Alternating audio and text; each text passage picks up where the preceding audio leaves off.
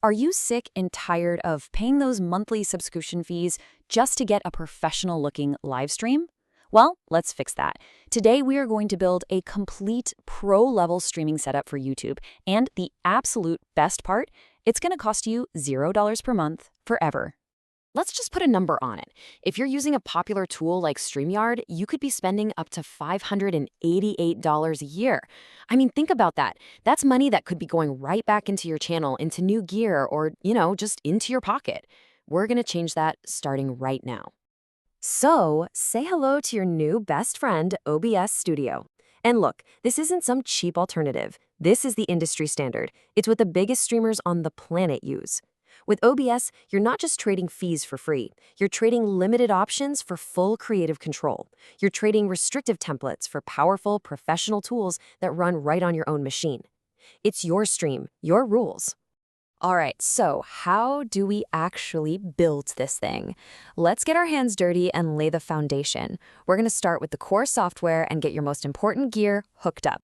Okay, first things first, head over to obsproject.com and make sure you grab the Apple Silicon version for your Mac. The first time you launch it, an auto configuration wizard will pop up to help you out. Just tell it you're optimizing for streaming, select YouTube as your service, and set your base resolution to 1920 by 1080. Oh, and here is a crucial tip. When it asks if you want to install the virtual camera, say yes. Trust me, you'll thank me later when you want to use this awesome setup in Zoom.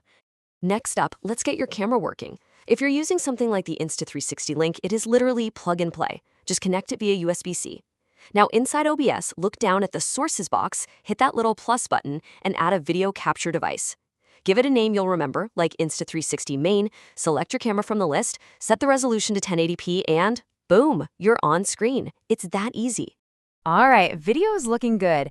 Now for that professional audio, we're using a RodeCaster Pro, which also connects seamlessly with a single USB-C cable. Once it's plugged in, dive into OBS settings.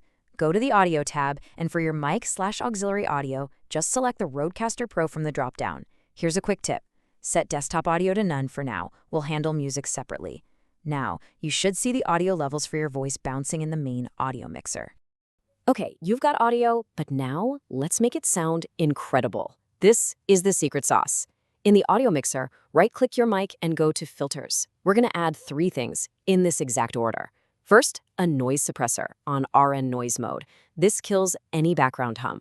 Second, a compressor, which evens out your volume so you're not too loud or too quiet. And third, a limiter, set to -3 decibels. This is your safety net to prevent any harsh distortion. I'm telling you, this simple stack is a total game changer for your vocal quality. With our foundation totally solid, it's time for the really fun part, building your scenes. Just think of scenes as the different layouts you can switch between during your show, your intro, your screen share, your main camera shot. This is where your creativity really comes to life. So I'm sure you've seen it, that really professional look where streamers have that perfect circular camera overlay while they're sharing their screen. How in the world do they do that? Well, it's not some exclusive feature in a paid tool. It's a simple but really powerful trick right inside OBS. The secret is something called an image mask. It sounds technical, but it's really not.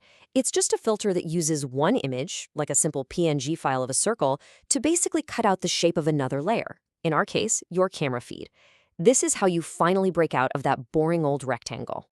Okay, let's just build that scene right now. First, add a window capture source and select your web browser. Then add your main camera source right on top of it.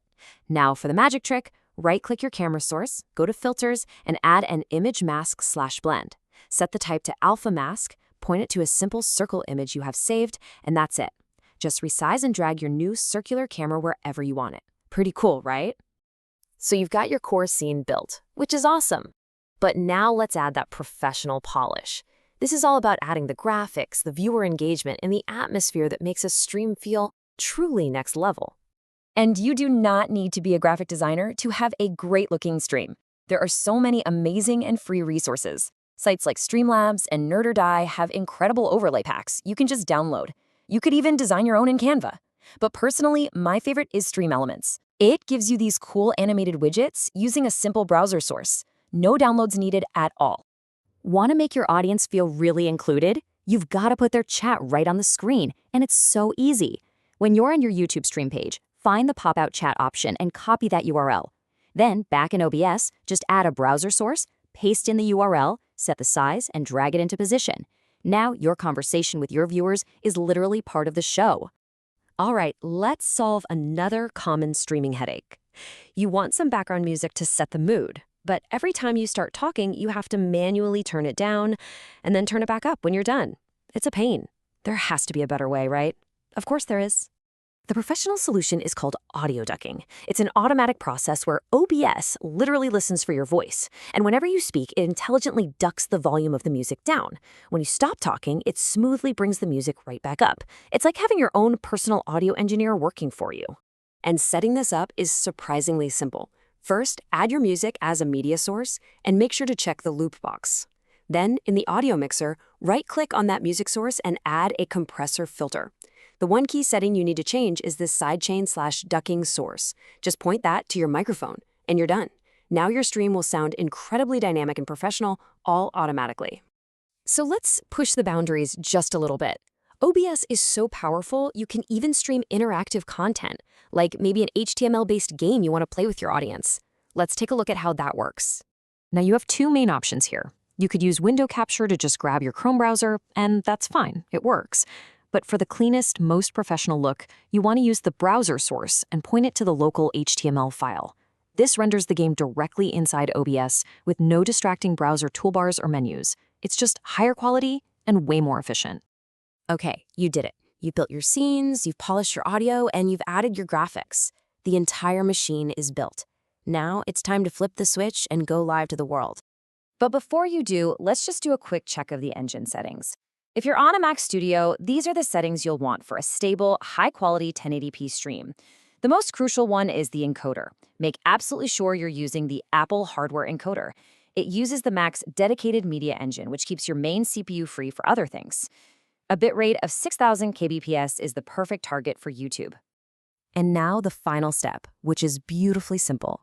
In OBS settings, under Stream, just connect your YouTube account one time. It'll handle everything for you. After that, when you're ready to go, all you have to do is click one single button, Start Streaming. That's it, you're live.